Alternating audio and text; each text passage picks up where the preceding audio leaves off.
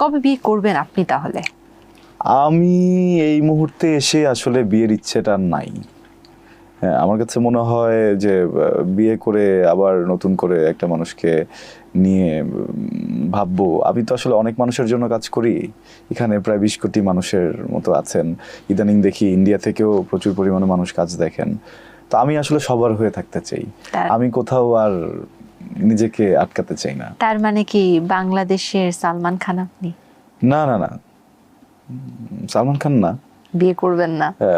সালমান খান আসলে কখনোই আমার অত পছন্দের অভিনেতা ছিল না।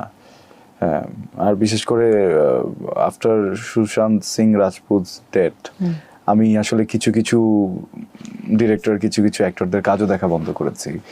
হ্যাঁ, সো মানে একদমই বিষয়টা কারো কাছ থেকে ইন্সপায়ার্ড না, জিনিসটা একদমই আমার ব্যক্তিগত। আমার কাছে মনে হয়েছে যে আসলে বিয়ে